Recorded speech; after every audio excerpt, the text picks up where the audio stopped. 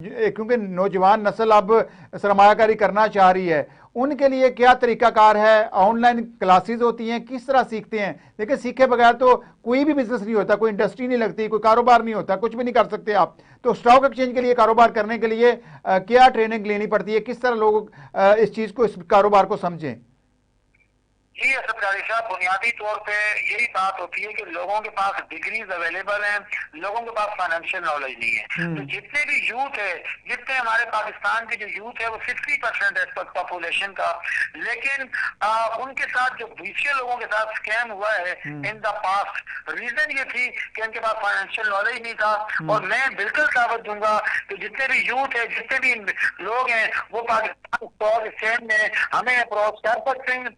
हम उनको बताएंगे कि सरमायाकारी किस तरह होती है, उनको हम उनकी क्लासेस ऑनलाइन लेते हैं, जो आउट ऑफ कंट्री हैं या आउट ऑफ सिटी हैं, उनको प्रॉपर सेशन देते हैं और उनको प्रॉपर गाइडलाइन देते हैं कि किस तरह स्टॉक एक्सचेंज आप एंट्री ले सकते हैं। तो उसके लिए मेरा इंस्टीट्यूशन अदर है, मैं ऑलरेडी अवेलेबल। नहीं तो सईद साहब, मुझे जरा बताइएगा, मुवाजना करें। लोग गोल्ड में सरमायाकारी करती हैं, डॉलर खरीदते हैं, फिर इसके अलावा रियल एस्टेट सेक्टर सबसे आसान लगता है लोगों को, और एक साथ की मद में देते हैं। फ्रॉड होता है, इसमें कोई शक नहीं है, लेकिन लोगों को सबसे ज्यादा सिक्योर वो बिजनेस लगता है कि उसमें रिस्क नहीं है। तो यहाँ रिस्क कितना होता है जब आप स्टॉक एक्सचेंज में सरमायाकारी करते हैं? तो जी बिल्कुल, देखिए बुनियादी तौर पे आप असद कारी साहब गोल्ड की बात या रियल एस्टेट की बात कर रहे हैं। गोल्ड इस वक्त अपनी पीक पे खड़ा है, रियल एस्टेट जो है ना वो पिछले 1 साल से 1.5 साल से डिक्लाइन के अंदर है। यानी जो रियल एस्टेट में इन्वेस्टर है वो खुद परेशान है। लेकिन ट्रस्ट की बात कर रहे हैं तो मैं फिर ये बात दोहराऊंगा, रिपीट अगेन ना हो, कि यहाँ पे stock exchange basically government of Pakistan का कॉर्पोरेट सेक्टर है।